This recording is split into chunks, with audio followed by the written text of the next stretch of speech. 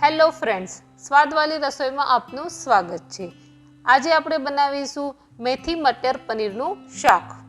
તમે મારી ચેનલ પર નવા હોય તો મારી ચેનલને સબસ્ક્રાઇબ કરજો।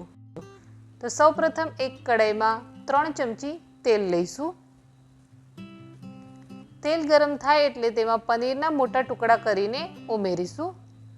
હું 125 ગ્રામ પનીરનો ઉપયોગ કરી રહી છું। હવે પનીરને ગોલ્ડન બ્રાઉન થાય ત્યાં સુધી ધીમા ગેસ પર સાતળવાના છે। પનીરને સતળાતા અંદાજે 5 થી 7 મિનિટનો ટાઈમ લાગી શકે છે। તમે જોઈ શકો છો કે આપણા પનીર ગોલ્ડન બ્રાઉન થઈ ગયા છે। તો હવે તેને એક પ્લેટમાં નીકાળી લઈશું। પછી તે જ કઢાઈમાં 2 ચમચી તેલ ગરમ કરીશું। તેલ ગરમ થાય એટલે 2 થી 3 ટુકડા તજ ઉમેરીશું, 2 લવિંગ ઉમેરીશું, 2 ઇલાયચી ઉમેરીશું અને 1 તમાલપત્રનું પાન ઉમેરીશું। 3 લીલા મરચાના ટુકડા ઉમેરીશું અને મસાલાને સારી રીતે સાતળી લઈશું। મસાલા સતળાય એટલે તેમાં 2 થી 3 કળી લસણની ઉમેરીશું અને 1 મોટી સાઈઝના કાંદાને મોટા ટુકડા કરીને ઉમેરીશું અને આ બધી વસ્તુને મિક્સ કરી લઈશું। કાંદા અને લસણ સોફ્ટ થાય ત્યાં સુધી આપણે ધીમા ગેસ પર સાતળવાનું રહેશે।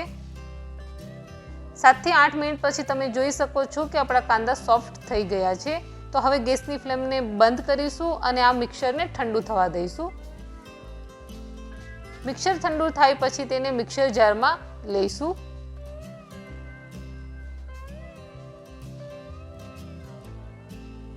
અને તેની એકદમ સ્મૂથ પેસ્ટ બનાવી લઈશું। તો આપણી પેસ્ટ રેડી છે। હવે કઢાઈમાં 2 ચમચી તેલ લઈશું।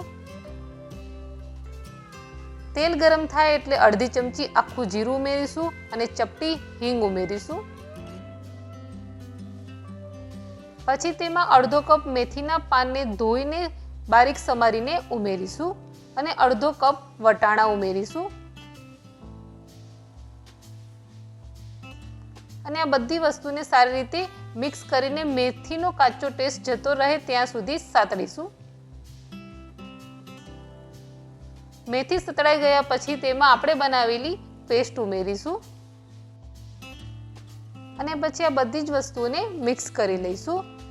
શાકની કન્સિસ્ટન્સી મેચ કરવા માટે આપણે મિક્સર જારમાં થોડું પાણી ઉમેરીને કઢાઈમાં ઉમેરીશું અને મિક્સ કરી લઈશું અને 5 થી 6 મિનિટ માટે ફરી કૂક થવા દઈશું। 5 થી 6 મિનિટ કૂક થયા પછી તેમાં આપણે 1/4 કપ દૂધ ઉમેરીશું। તમે દૂધની જગ્યાએ ફ્રેશ ક્રીમનો પણ ઉપયોગ કરી શકો છો। ચપટી હળદર ઉમેરીશું, અડધી ચમચી ગરમ મસાલો ઉમેરીશું, સ્વાદ અનુસાર મીઠું ઉમેરીશું અને આ બધી જ વસ્તુને મિક્સ કરીને ફરી 5 થી 6 મિનિટ માટે કૂક થવા દઈશું।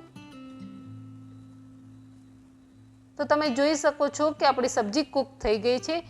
તો હવે તેમાં પનીરના ટુકડા ઉમેરી દઈશું અને સબ્જીને મિક્સ કરી લઈશું અને ફરી 5 મિનિટ માટે કૂક થવા દઈશું।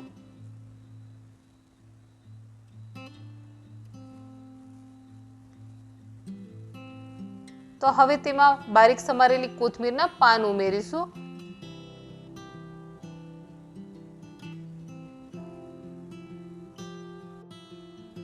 તો તૈયાર છે ગરમા ગરમ મેથી મટર પનીરનું શાક। તમે આને પરાઠા કે રોટલી સાથે સર્વ કરી શકો છો।